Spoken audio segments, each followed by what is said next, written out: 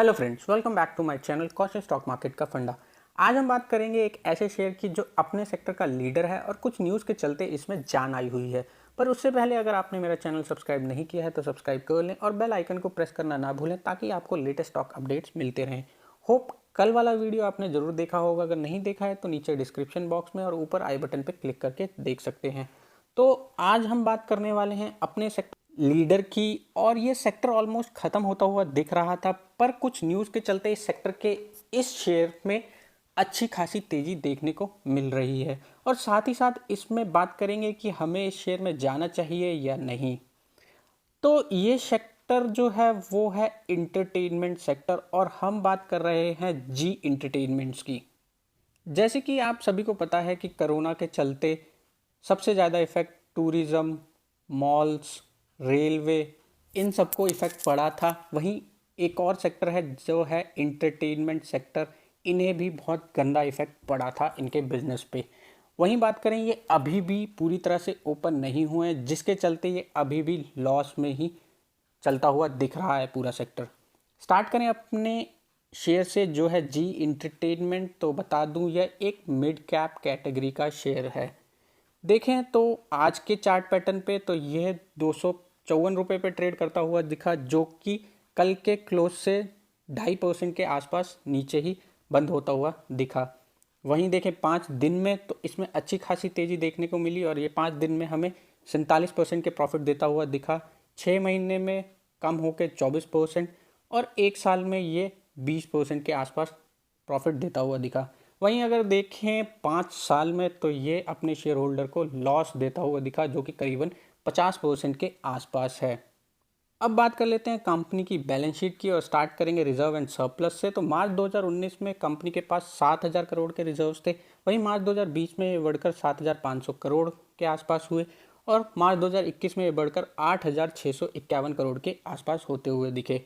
बात करें कंपनी के कर्जे की कि कंपनी के ऊपर कितना कर्जा है, तो अगर देखें लॉन्ग टर्म कर्जा कंपनी के ऊपर मार्च 2019 में 1,70,00,000 था, जो कि बढ़कर मार्च 2020 में 35 से 36 करोड़ के आसपास देखने को मिला और मार्च 2021 में ये कम होकर 13 करोड़ के आसपास देखने को मिला। अगर बात करें कंपनी के शॉर्ट टर्म कर्जों की, तो कंपनी के ऊपर एक भी पैसे का कर्जा नहीं है शॉर्ट टर्म में, जो कि एक फ्लक्चुएटिंग मैनर में रहता है। अब देख लेते हैं कंपनी के कैश एंड कैश इक्विवेलेंट्स की। तो कंपनी के पास इस टाइम 623 करोड़ का कैश अवेलेबल है। साथ ही साथ देख लेते हैं कंपनी के कॉम्पिटिटर्स की। तो कंपनी जैसे कि मैंने बताया कि अपने सेक्टर की लीडर है विद मार्केट कैप 25,122 करोड़। इस 25,122 करोड़ से साफ पता लग रहा है कि ये कंपनी एक मिड कैप कैटेगरी की कंपनी है।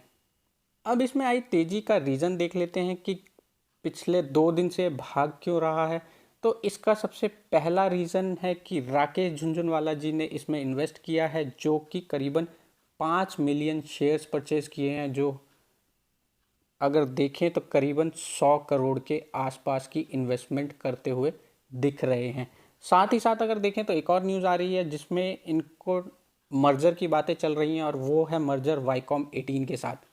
वाईकॉम 18 पहले मर्जर की बातें चल रही थी सोनी पिक्चर्स नेटवर्क के साथ पिछले साल, पर यह कॉल्ड ऑफ होती हुई दिखी अक्टूबर में, और अब ये बातें आ रही हैं कि ये अब जी इंटरटेनमेंट के साथ मर्जर के लिए जा सकते हैं।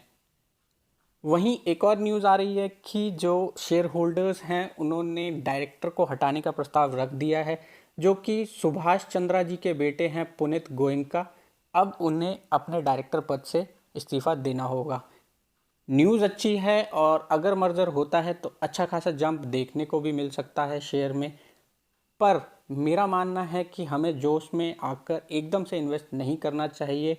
ऐसा नहीं कि राकेश झुनझुनवाला जी ने इन्वेस्ट किया है तो शेयर चलेगा ही, ऐसा नहीं है। हमें शेयर की खुद भी रिसर्च करनी चाहिए कि ये सच में चल पाएगा या नहीं। अभी तो राकेश झुनझुनवाला जी ने परचेज़ किया है, तो जिसके चलते इस शेयर में अच्छी खासी रैली देखने को मिल रही है, पर ये रैली सस्टेन कर पाएगा जी इंटरटेनमेंट या नहीं, वो देखने वाली बात है। तभी बोलता हूँ कि किसी के इन्फ्लुएंस में आकर मार्केट में कूदना नहीं चाहिए, क्योंकि सबकी अपनी रिस्क टेकिंग कैपेबिलिटी होती है। आपकी अलग है, मेरी अलग है, राकेश झुनझुनवाला जी की अलग है। तो वो अपनी रिस्क कैपेबिलिटी देखकर ही आपको शेयर्स में कूदना चाहिए। देखें तो ऐसा नहीं है कि राकेश झुनझुनवाला जी कभी गलत नहीं हुए, उन्होंने भी लॉस खाए हैं अपने करियर में। और सबसे रीसेंट जो है वो है DHFL। जी हाँ, उन्होंने उसमें करीबन 500 करोड़ के आसपास का लॉस खाया था। चलो एक मोस्ट इम्पॉर्टेंट चीज़ छूट गई है जो कि है कंपनी का शेयर होल्डिंग पैटर्न।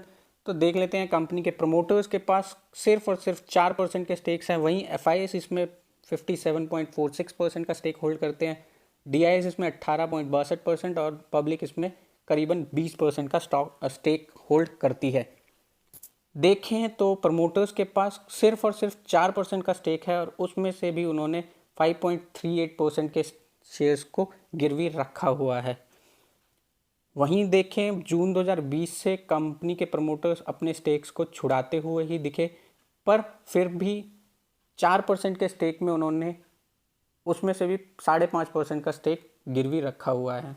वहीं बात करें कंपनी के प्रमोटर्स की, तो आप देख सकते हैं कि ये रेगुलर इंटरवल पे कम होते हुए ही दिखे, जो कि जून 2021 में सिर्फ 4% है और वहीं सितंबर 2018 में ये करीबन 42% के आसपास देखने को मिलते थे। कंपनी के रेवेन्यूज़ भी देख लेते हैं कि कंपनी कैसा परफॉर्म कर रही है। तो कंपनी के रेवेन्यू एक सिंगल लाइन में चलते हुए दिखे, और अगर प्रॉफिट की बात करें तो कंपनी का प्रॉफिट डिमिनिशिंग मैनर में ही दिखा, जो कि मार्च 2021 में 793 करोड़ के आसपास बुक करते हुए दिखे। देखें तो ये कंपनी मेरे तो पोर्टफोलियो में नहीं है। हाँ, ये मेरे पोर्टफोलियो में पहले हुआ करती थी जब प्रमोटर्स थे इसमें। जैसे ही प्रमोटर्स इस कंपनी को छोड़कर जाते हुए दिखे तो मैंने भी अपने शेयर उसी टाइम बेच दिए थे। मेरा तो यही मानना है कि अगर इस शेयर में प्रमोटर्स खुद अपना विश्वास नहीं दिखा पा रहे हैं तो पब्लिक को क्या विश्वास करना चाहिए कंपनी के मैनेजमेंट पे? अगर हाँ तो वो आपकी कॉल है, अगर ना तो वो भी आपकी कॉल है। पर वहीं देखें तो FIs इसमें अच्छा खासा पैसा इन्वेस्ट करता हुआ दिख रहा है, तो वो चाहेंगे ही कि कंपनी आगे बढ़े, तो होप फॉर द बेस्ट। वहीं मेरी राय तो यही है कि इस कंपनी से अभी दूरियां बना के रखनी चाहिए, क्योंकि अभी ये किस करवट जाएगी किसी को भी नहीं पता है। ये बस एक न्यूज़ के चलते एक अच्छी खासी रैली देखने को मिली, और जैसे कि मैंने आपको बताया ही है कि ये एक मिड कैप कैटेगरी का शेयर है, तो सबसे पहले इसमें प्रॉफिट बुकिंग होती हुई दिखेगी अगर कुछ भी होता है मार्केट में। तो आशा करता हूँ आपको मेरा यह वीडियो पसंद आया होगा जी एंटरटेनमेंट पे। अगर आपको पसंद आया तो प्लीज़ सब्सक्राइब, शेयर और लाइक करना ना भूलें। थैंक यू, एंड फिर मिलेंगे नेक्स्ट वीडियो में। Till then stay safe, stay healthy. Jai Hind.